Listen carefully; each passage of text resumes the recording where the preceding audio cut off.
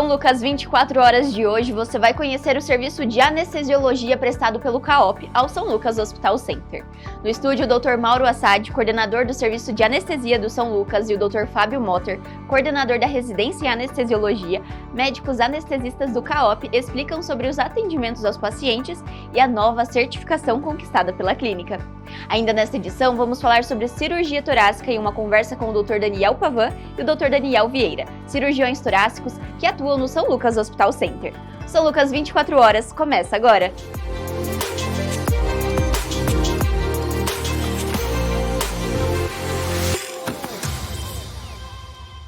Olá, está começando mais uma edição do São Lucas 24 horas. Hoje vamos falar sobre um serviço fundamental na realização de cirurgias e exames no São Lucas Hospital Center, o serviço de anestesiologia. Para isso, eu gostaria de agradecer a presença do Dr. Mauro Assad, coordenador do serviço de anestesia do São Lucas, e o Dr. Fábio Motter, coordenador da residência em anestesiologia, médicos anestesistas do CAOP. Sejam bem-vindos, doutores. Obrigado. Então, Obrigado. Dr. Fábio, qual que é o papel de um anestesiologista dentro de um hospital? O anestesiologista, ele é imprescindível, vamos dizer assim, no acompanhamento, pensando, por exemplo, em atos cirúrgicos, no acompanhamento do início ao fim do procedimento cirúrgico, né, naquele foco, pensando na segurança daquele procedimento cirúrgico, dando a melhor experiência para aquele paciente, uma qualidade, um sono agradável, ausência de dor, ausência de náuseas e vômitos, e dando a melhor condição cirúrgica para a equipe cirúrgica executar o que está sendo programado. E também, o que a gente acaba trabalhando dentro de um hospital é no acompanhamento dos pacientes, pensando em tratamento de dores agudas, dores crônicas, dentro do internamento todo do hospital, e também no acompanhamento de pacientes, por exemplo, em exames, né, em vários exames, que é a anestesia ambulatorial que a gente fala, né? Então, ele é um acompanhamento desde o início.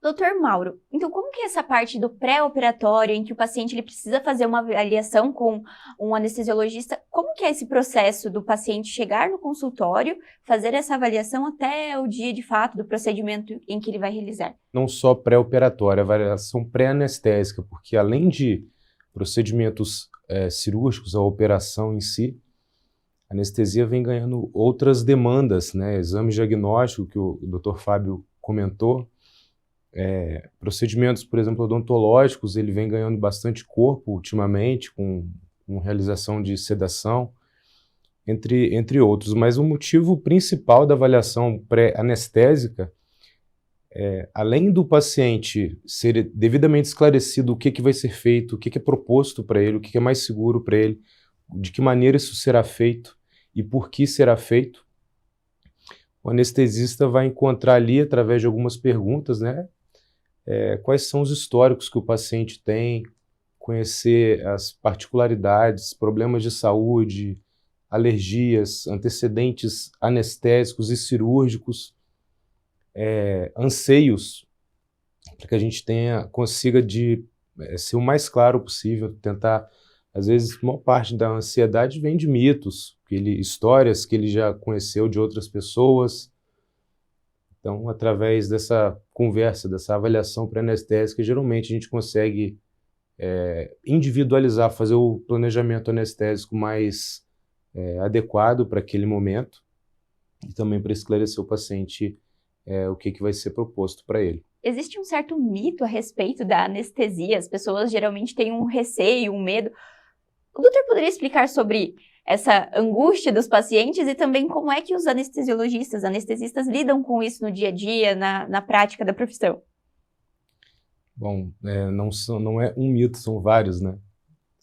Acho que o principal fator para esse medo, essa ansiedade, é a perda do autocontrole. O ser humano, por si só, ele geralmente tende a tomar as rédeas das situações da sua própria vida, né?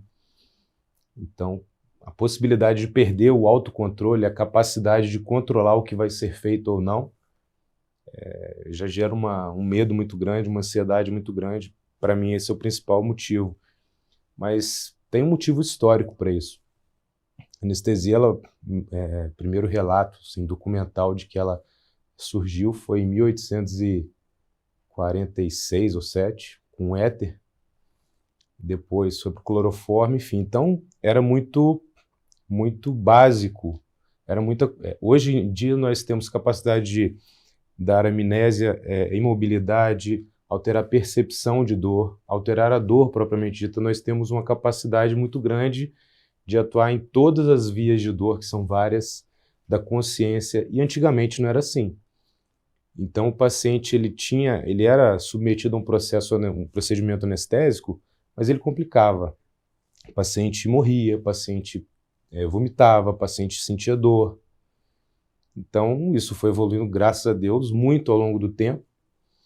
E também exatamente por ser a especialidade que tinha muita complicação, ela foi a pioneira em desenvolver os quesitos de segurança do paciente. Então, o medo ele tem porquê. Historicamente, o pessoal vomitava, dormia, demorava para acordar, acordava com muita dor. Então, todo mundo tem esse medo também. Graças a Deus isso mudou. Anestesia, nos dias de hoje, é muito difícil você... se você pegar o nível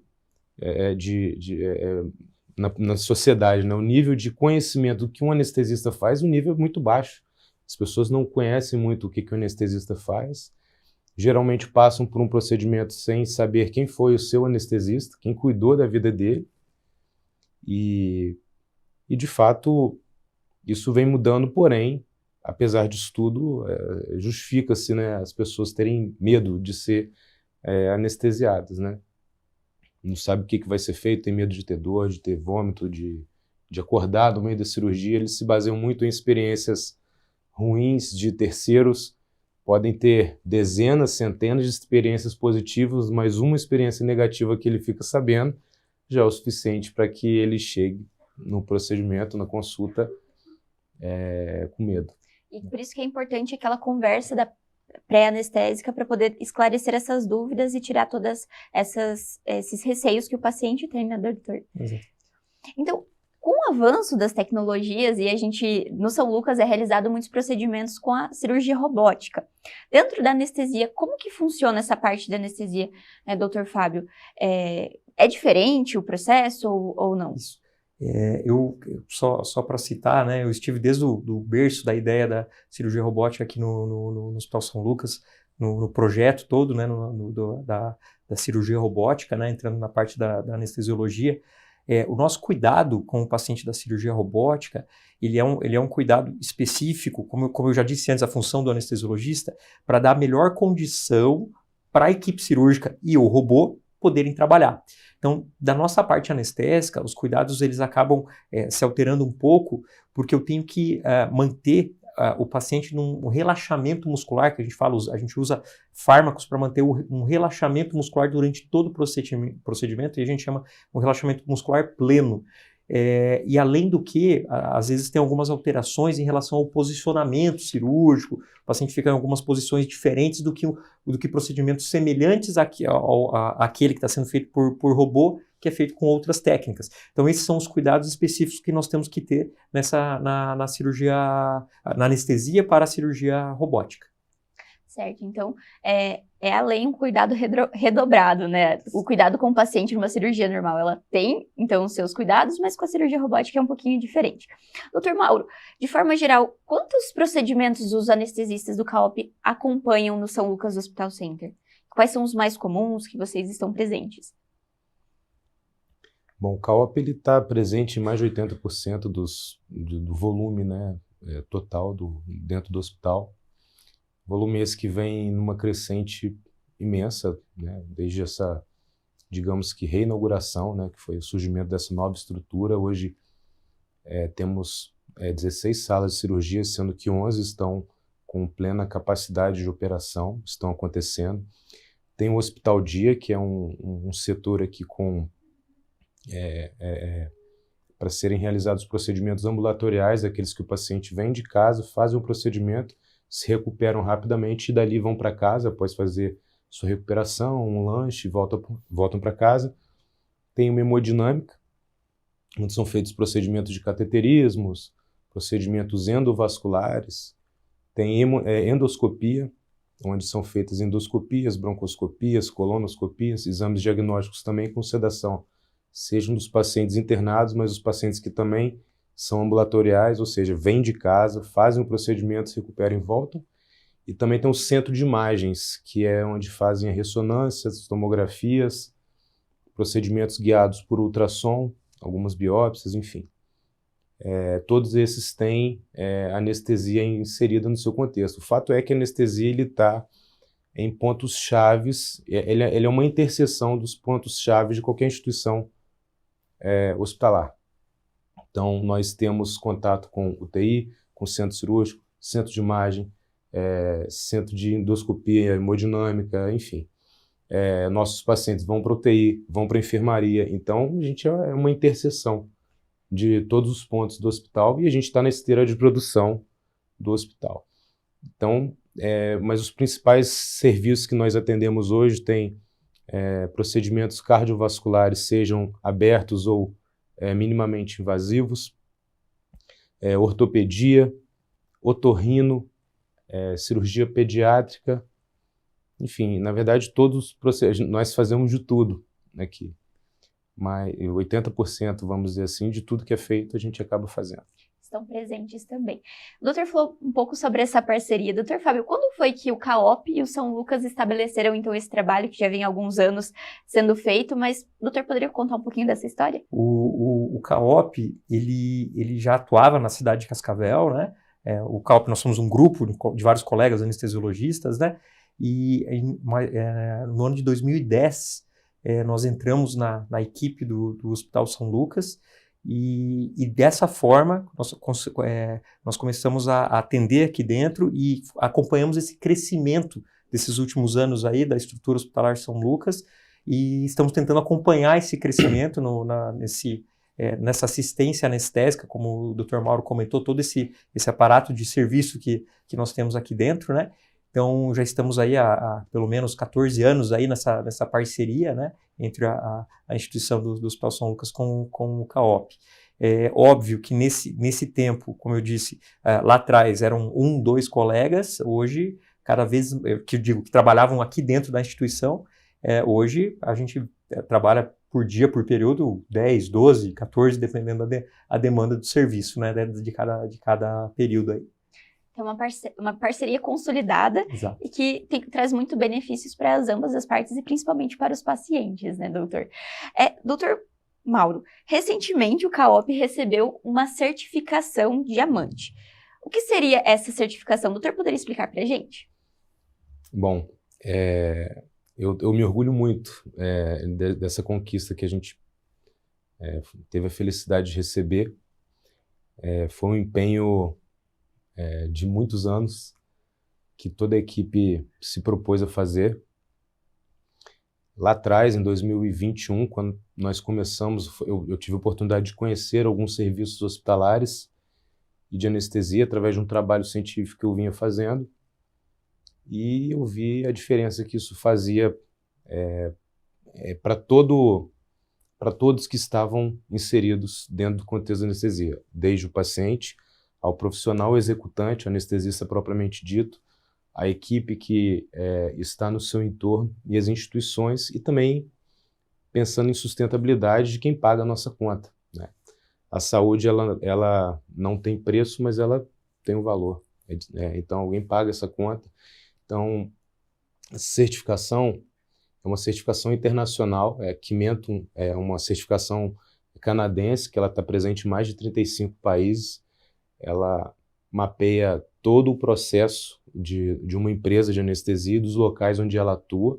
São Lucas foi um dos locais em que a gente instituiu essas metodologias de avaliação, e eles avaliam tudo, todo o nosso processo, e a sua filosofia, bem a grosso modo dizendo, ela é balizada na segurança do paciente e a qualidade assistencial, pensando em custo e efetividade. Então, nós temos que fazer o melhor que a gente tem, que a gente pode fazer dentro da ótica do paciente e também da nossa ótica, com a maior efetividade e não tendo desperdícios.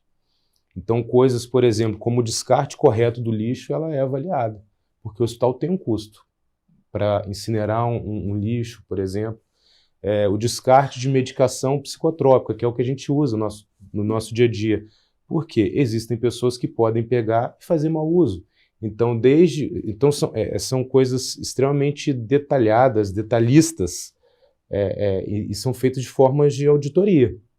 Auditoria cegas, auditoria de todo tipo de forma de se auditar alguma coisa, um processo interno é feito.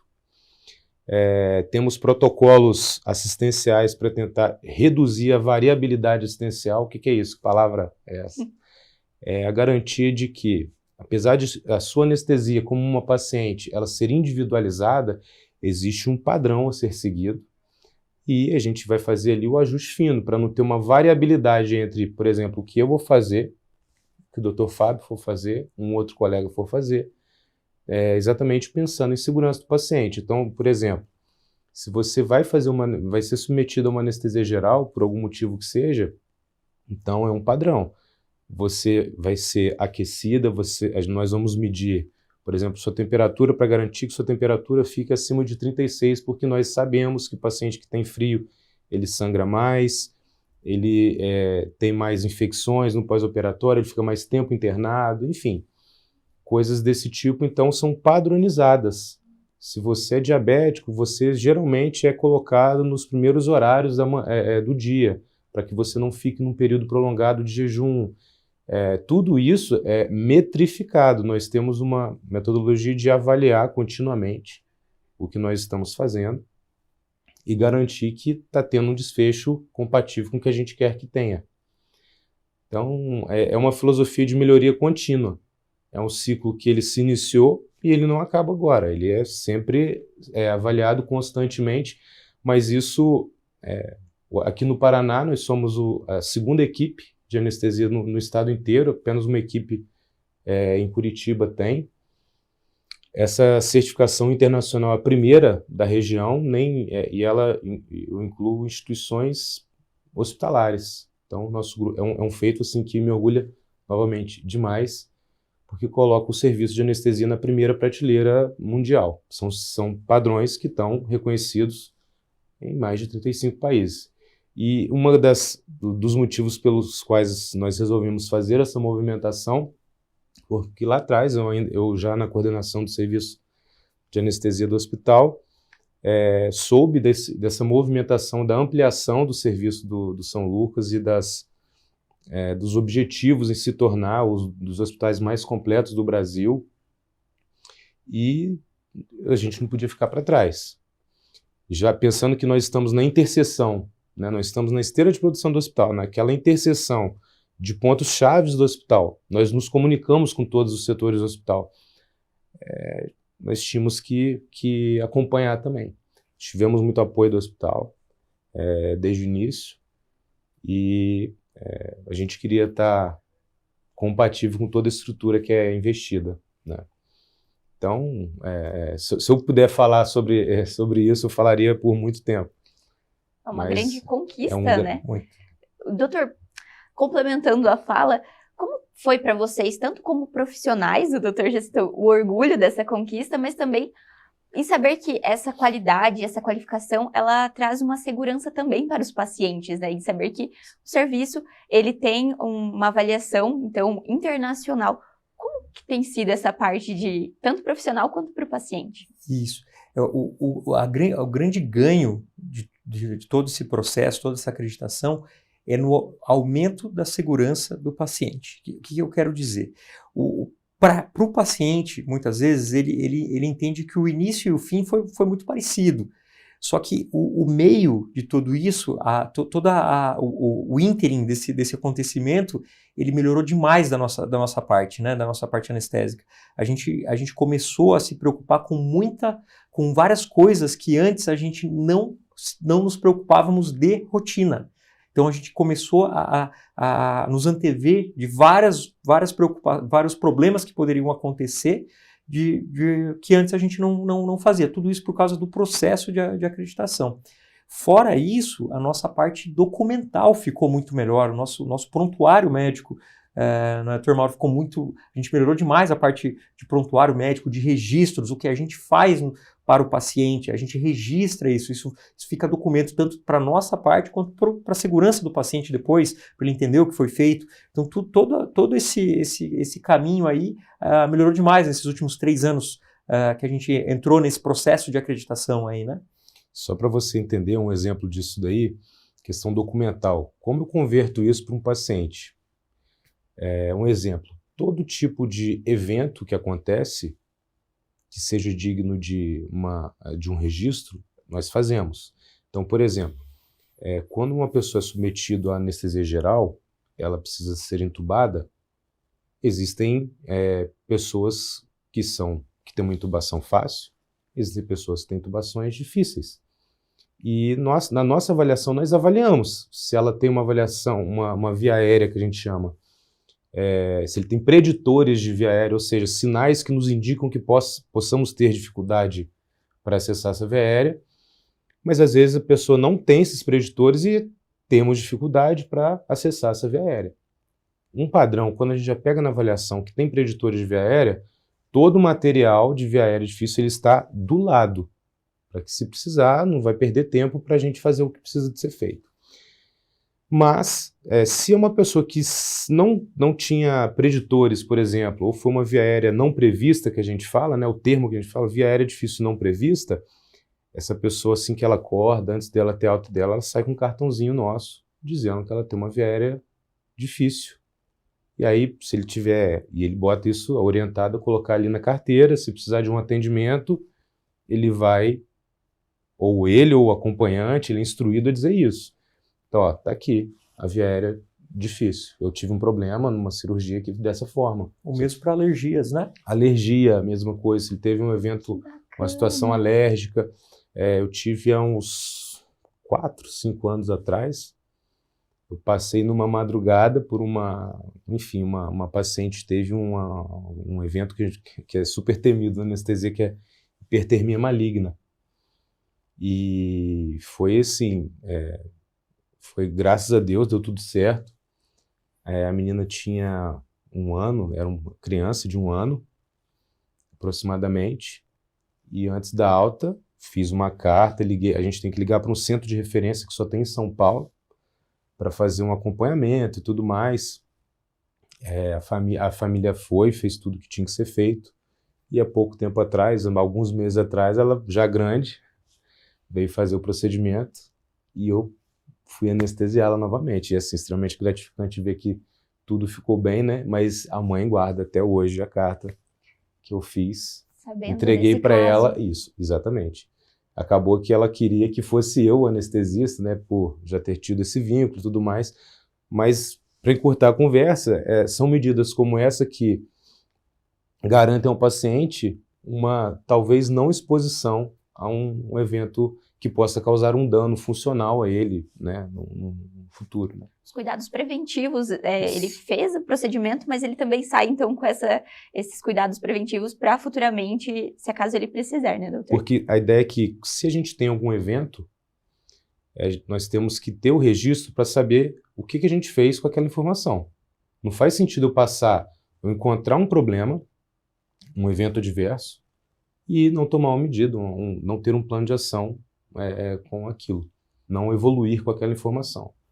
Então a ideia é essa, e uma das coisas que somos avaliados é isso. Se temos algum evento, que evento tivemos, qual foi o plano de ação que traçamos e como a gente mediu a eficácia do nosso plano de ação.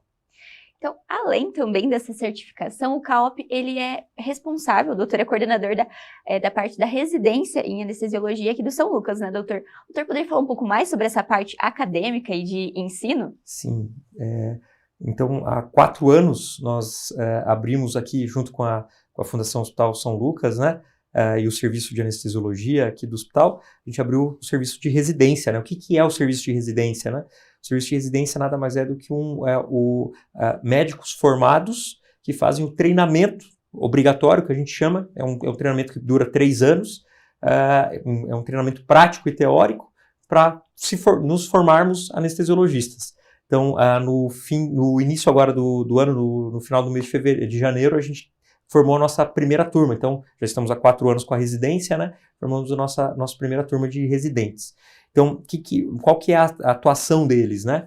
Eles participam com a gente de todo o cuidado, de todo o transoperatório dos pacientes, desde o cuidado do preparo da sala, diluição, manipulação dos fármacos, a indicação dos fármacos para cada paciente, a gente discute muito isso, os procedimentos, como eu disse, como a gente comentou antes, dentro das técnicas anestésicas, intubação, raquianestesia, peridural, bloqueios, entre outros, isso é dentro da atividade, como eu disse, teórico-prática, para a melhor formação desses médicos, colegas médicos que estão fazendo a residência, né?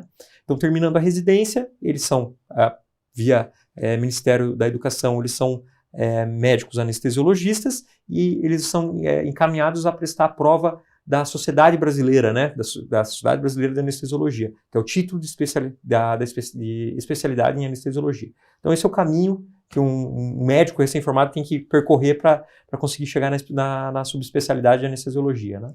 Então é uma parceria completa, tanto de prestação de serviço para os pacientes, quanto então na parte acadêmica, e também a gente percebe que é uma parceria de sucesso, né, doutor? Isso mesmo. Graças a Deus. Então eu agradeço a participação dos doutores no São Lucas 24 Horas, sejam sempre bem-vindos. Obrigado pelo convite. Confira agora o destaque dessa semana com o Dr. Terêncio Góes, médico cardiologista do São Lucas Hospital Center. Você sabe quais são os 8 pilares essenciais para uma vida mais saudável? Meu nome é Terêncio e sou médico cardiologista. Dieta saudável, atividade física, sono adequado, não fumar, peso ideal, colesterol controlado, glicose, glicemia na meta, pressão arterial boa, dentro da normalidade. Nunca é tarde para cuidar do seu coração e adquirir bons hábitos que beneficiam a sua saúde cardiovascular. No próximo bloco, o Dr. Daniel Pavan e o Dr. Daniel Vieira vão explicar sobre os tratamentos e procedimentos realizados pelos cirurgiões torácicos. Não saia daí!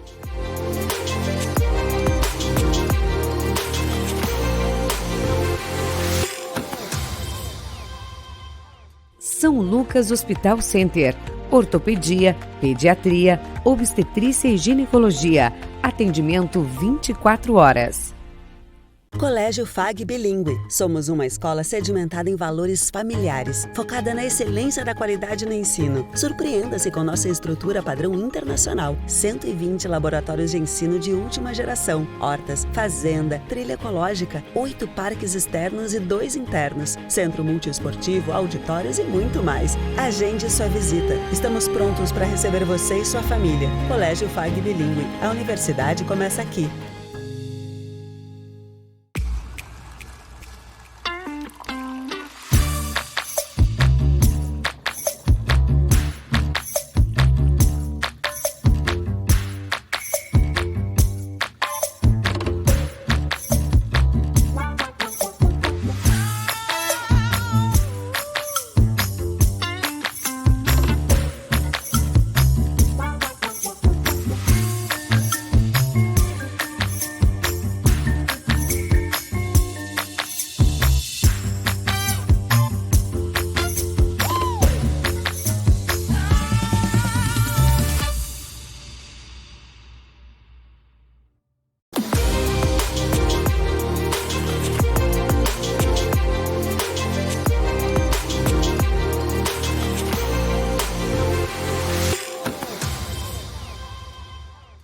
O São Lucas 24 Horas está de volta e agora vamos falar sobre a especialidade médica de cirurgia torácica.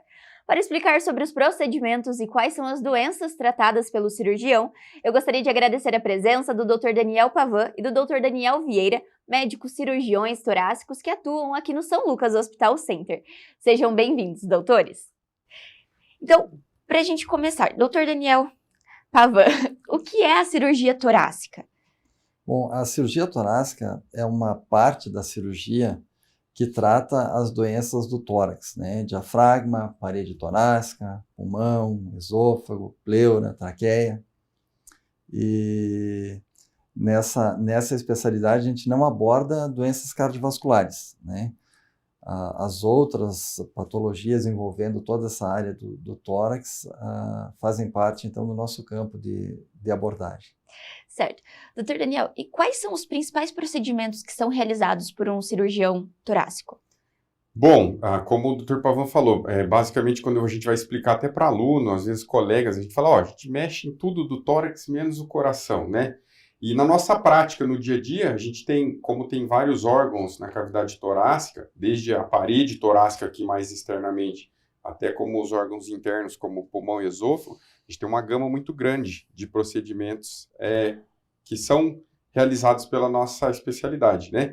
Dentre eles, a gente pode considerar o dreno de tórax, né, a traqueostomia, a biópsia de pulmão. A gente faz muito a parte de oncologia torácica também, né, ressecção de tumores tanto da pleura quanto do mediastino e do pulmão propriamente dito. É mais o nosso dia a dia aí. Certo. E aqui no São Lucas Hospital Center também são realizados alguns desses procedimentos. O doutor poderia citar quais são os mais comuns que também são realizados aqui no hospital? Bom, o Hospital São Lucas, ele proporciona a nós realizarmos todas as técnicas de investigação e abordagem do tórax, né? Desde as mais simples, né, voltadas à punção pleural, punção pulmonar, guiada por tomografia de tórax, estudo endoscópico da via aérea, broncoscopia, tanto a broncoscopia flexível usual, quanto a broncoscopia com ultrassom endobrônquico, as cirurgias minimamente invasivas, né, a videotoracoscopia, cirurgia robótica, onde a gente pode abordar pleura, pulmão, né, com muita eficiência. Então, todas as abordagens cirúrgicas necessárias para a especialidade, a gente tem a oportunidade de realizar aqui no hospital. Certo, doutor. Então, é uma gama muito grande de procedimentos e de tratamentos que são realizados dentro da cirurgia do tórax. Entretanto, quando a gente fala sobre cirurgia, muito se pensa sobre cirurgia aberta. E o doutor comentou anteriormente que existem procedimentos minimamente invasivos que são feitos pelo cirurgião torácico, né? Como que funciona essa parte, doutor Daniel, desses outros procedimentos?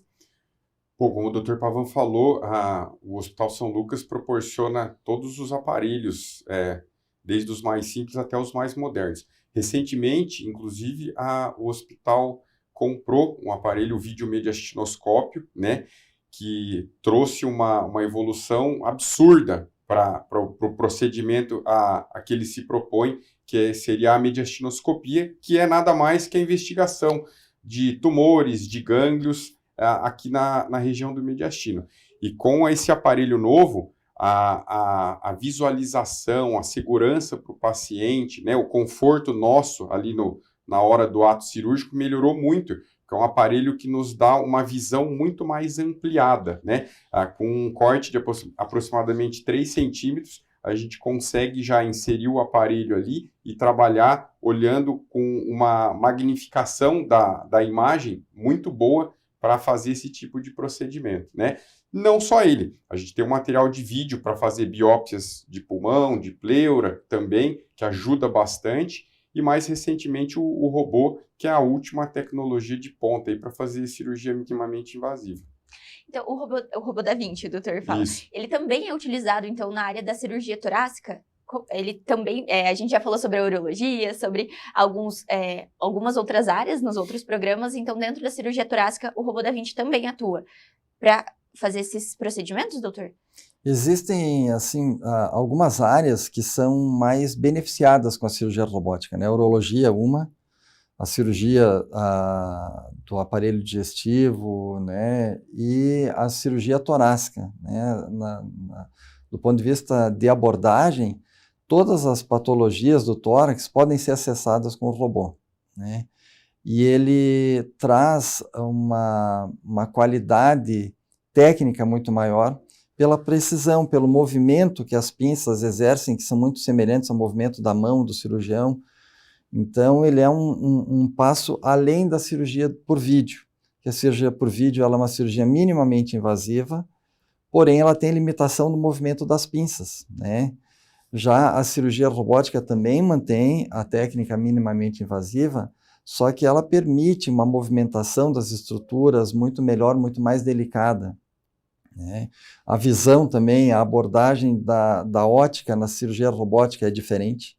Então, tu opera muito mais próximo das estruturas, isso te permite, assim, dissecar melhor, com maior delicadeza.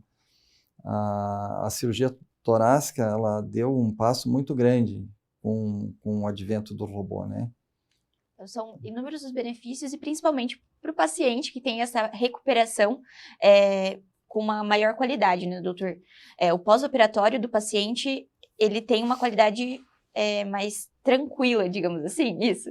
Sem dúvida, principalmente na nossa área, né? A gente costuma dizer que a toracotomia, a cirurgia da abertura do tórax, ela é muito agressiva, costuma ser agressiva para o paciente, traz muita dor no pós-operatório. E essa dor no pós-operatório pode acarretar em vários tipos de complicação.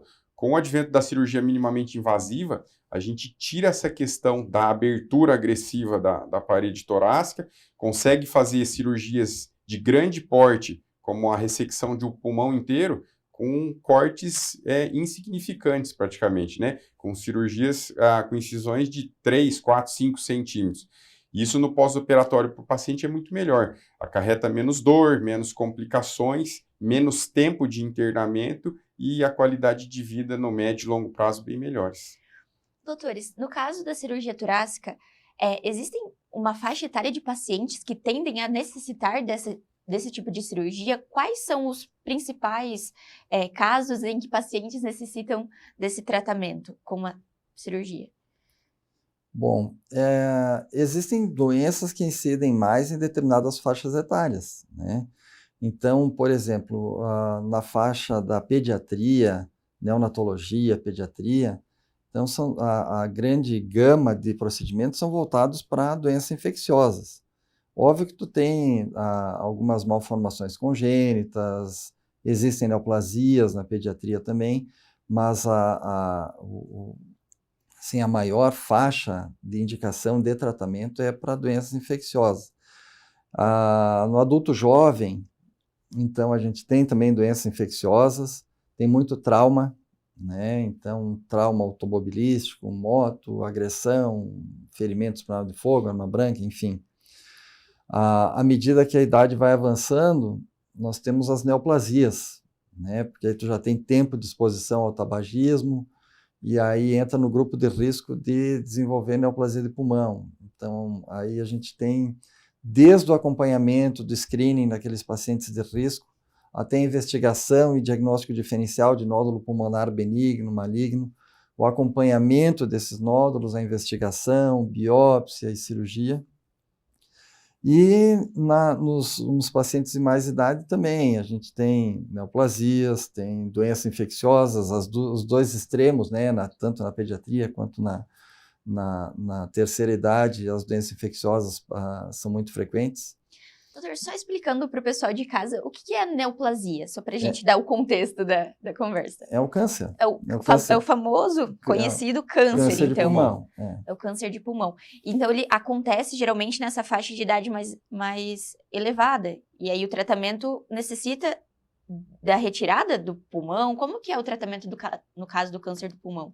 Em que o cirurgião, ele atua nessa parte? Como o Dr. Pavan estava falando ali, nós vamos atuar desde o rastreamento desse câncer de pulmão, para saber se é ou não. Lógico que esse rastreamento tem uma faixa etária indicada. Normalmente o paciente tem uma carga tabágica, ele já fuma há mais tempo, né? Então esse screening, esse rastreamento do câncer de pulmão começa mais ou menos nessa faixa etária, dos 55 a 75 anos de idade, em pacientes que já fumam há bastante tempo. É o alvo do nosso rastreio, né? E aí, dentro desse rastreamento, a gente tem vários exames que são solicitados até se chegar no diagnóstico, né? Olha, é um câncer mesmo, confirmou ou não. Infelizmente, a grande maioria dos pacientes, quando chegam com o câncer de pulmão para o cirurgião torácico, eles já estão num estadiamento mais avançado. A gente não tem uma opção curativa, muitas vezes, para esse paciente.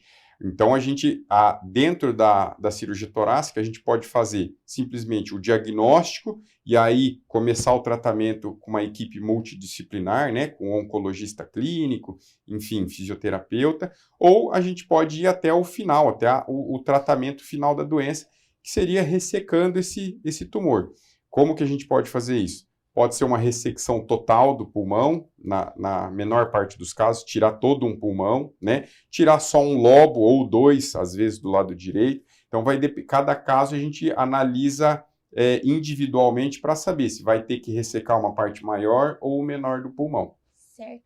Então, o doutor falou agora sobre essa equipe multidisciplinar. Então, é necessária essa equipe para o tratamento não só do câncer, mas também de outras doenças que o cirurgião torácico atua. O doutor poderia falar, então, sobre a importância de e que geralmente estão presentes nessa equipe, e a importância de cada um deles no tratamento conjunto dos pacientes?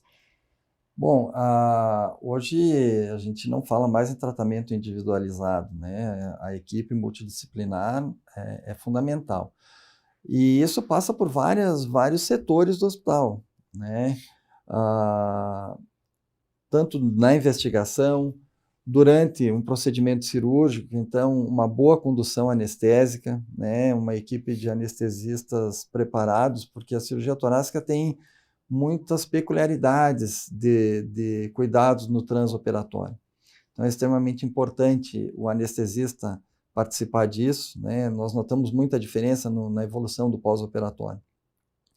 Esse paciente saindo do centro cirúrgico vai muitas vezes fazer uma recuperação pós-operatória na UTI, porque é um paciente, vamos colocar, por exemplo, o câncer de pulmão, né?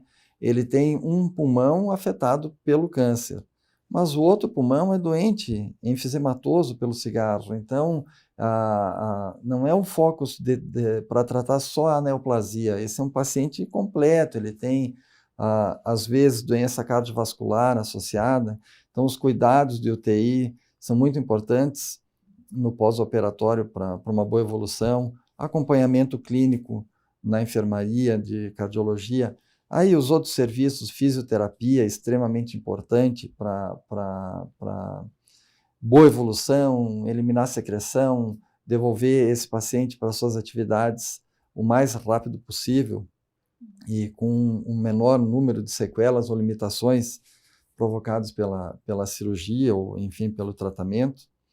E fora aí a equipe, como o Dr. Vieira citou, da oncologia clínica, que depois vai fazer o acompanhamento desse paciente nos casos de neoplasia, onde o tratamento cirúrgico às vezes é curativo, às vezes não, às vezes ele é só para investigação e diagnóstico, e quem vai fazer o tratamento definitivo é o pessoal da oncologia e da radioterapia. Então, a cirurgia torácica, ela necessita e exige um grupo muito grande de profissionais, né? É um trabalho em equipe. Acaba sendo um quebra-cabeça, e a cirurgia do tórax é uma das pecinhas, né? A gente tem que ir juntando, como o Dr. Pavan falou ali, a gente não consegue fazer muita coisa sozinho. Desde a fisioterapia, nutrição, UTI, todo mundo é importante e faz muita diferença na recuperação do paciente, né? Acarreta na sucessão para melhora, como os doutores disseram. No caso, doutor, desse paciente que ele tem o quadro de tabagismo, a gente falou sobre o caso do paciente, mas as pessoas que têm contato com a pessoa, o fumante, elas acontecem de ter também doenças respiratórias por conta desse contato ali familiar, do mesmo vínculo, e também desenvolver quadros futuramente? Sim, aqui o Daniel vai responder? Os dois? Os dois. O doutor primeiro? Não, assim, isso é o tabagismo passivo, né? É a contaminação ambiental. Então, tanto o tabagismo passivo quanto a poluição ambiental participam e aumentam a incidência da neoplasia de pulmão, né? Então, o tabagista passivo tem no mínimo 3 vezes mais chance de desenvolver uma neoplasia, um câncer de pulmão, do que uma pessoa que não é exposta ao tabaco. O ambiente também, né, quem trabalha com queima de material biológico, lenha, diesel, são são pessoas que têm um risco aumentado de desenvolver tanto neoplasia quanto doença pulmonar enfisematosa, né? E isso, eles entram no acompanhamento de doenças pulmonares associada aí à equipe multidisciplinar, com a pneumologia, que faz toda essa triagem e o acompanhamento dos pacientes com enfisema de pulmão. Que vai fazendo essa indicação. Então, ele passa pelo pneumologista e também chega ao cirurgião torácico, geralmente. A gente até esqueceu de citar, os caras vão ficar bravos com a gente não citar os pneus, né? E eu costumo brincar com os alunos na aula que a gente sempre, todo mundo conhece que a associação do tabagismo com o câncer de pulmão, né? Ele está tão entrelaçado, ele é tão responsável ali pela grande maioria dos casos, que ele é o primeiro e o segundo lugar no ranking de fator de risco. O primeiro é o tabagismo ativo e o segundo o tabagismo passivo, né? Como o Dr. Pavan falou, quem mora com um tabagista está muito mais exposto do que a população em geral a ter uma neoplasia de pulmão, de tão relacionado que está o tabagismo com o câncer. Os dois. Anteriormente, o doutor citou sobre alguns dos desafios e peculiaridades da cirurgia torácica. O doutor poderia falar quais são eles, os principais desafios que o cirurgião torácico ele enfrenta, então, no dia a dia, nos procedimentos? Assim, existe no trauma, uma graduação de risco de mortalidade, né? Então, o primeiro deles é a via aérea. Nós lidamos o dia inteiro com via aérea, né? Obstrução de via aérea, neoplasias de via aérea, acesso difícil de via aérea na intubação. Então, a cirurgia torácica ela é uma cirurgia desafiadora, tecnicamente, porque no tórax a gente tem a via aérea, como eu citei, tem os vasos pulmonares, que são de grande fluxo sanguíneo, e então, tecnicamente, o transoperatório, ele tem momentos delicados, momentos de maior risco, de maior desafio, com a possibilidade de sangramento, né? Com alguns momentos de interrupção de ventilação para poder fazer todo o procedimento e abordar a via aérea.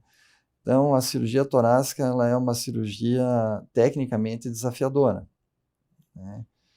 Além disso que o Pavan falou, acho que já começa no desafio da falta de conhecimento, tanto da população, às vezes, como até do meio médico, né? O que o cirurgião do tórax faz, né? A gente parece aquele homem das cavernas, fica ali meio escondidinho, ninguém nunca vê. Então, além da dificuldade técnica que o Pavan citou, eu vejo muito essa dificuldade de, quando encaminhar para o cirurgião torácico, quem é o cirurgião torácico, né? No meio médico, às vezes a gente vê. Vou te dar um exemplo bastante comum. A gente pega doentes com fraturas, vítimas de trauma, com fratura de costela, que, assim, não foi uma nem duas vezes, o Pavan pode falar melhor que eu, são encaminhados para o ortopedista, né? São encaminhados para outro especialista e depois, não, vamos encaminhar para o cirurgião de tórax, que alguém já conhece a gente, ou, o cara, né, mexe com isso também. Então, esse é um desafio peculiar da nossa especialidade. A gente saber ser mais conhecido até pelos próprios colegas, né, quando encaminhar para a gente. Outro tipo de patologia, que é a hiperidrose, aquele paciente que sua muito, mão, axila, face, tem cirurgia específica para isso. Somos nós que fazemos esse tipo de cirurgia. Eu já peguei paciente que passava por plástico, por otorrino, por pneumo, para depois, então, chegar no cirurgião de tórax. Então, falta um pouco mais dessa conscientização da população e do próprio corpo clínico sobre o papel do cirurgião. Então, o doutor falou agora sobre esses procedimentos que não, geralmente a gente foca na parte respiratória, de pulmão, que foi como a gente conduziu a entrevista. O doutor poderia falar sobre esses outros procedimentos? Então, eles são comuns, eles são de alta complexidade ou não? Como que funciona essa parte desses outros procedimentos? Dando o exemplo da cirurgia da hiperidrose, né, que o nome da cirurgia é simpatectomia. A gente tem uma cadeia de ramos nervosos ali que são responsáveis, dentre outras responsabilidades que ela tem, pelo suor. E cerca de 2% da população, um pouco mais, um pouco menos, dependendo da literatura, tem essa hiperidrose, que é o suor excessivo, né? Todo mundo tem o suor, é natural para controle térmico, mas tem uma população que tem esse suor em excesso. E a gente faz essa cirurgia de uma forma minimamente invasiva, né? Por vídeo, são cortezinhos, 2 cortes de 5 milímetros, a gente consegue acessar essa cadeia simpática, nervosa e seccionar num certo nível para cessar esse suor excessivo. Eu costumo brincar com os colegas que se a gente pudesse escolher dentro da cirurgia torácica viver, eu viveria só de simpatectomia, né?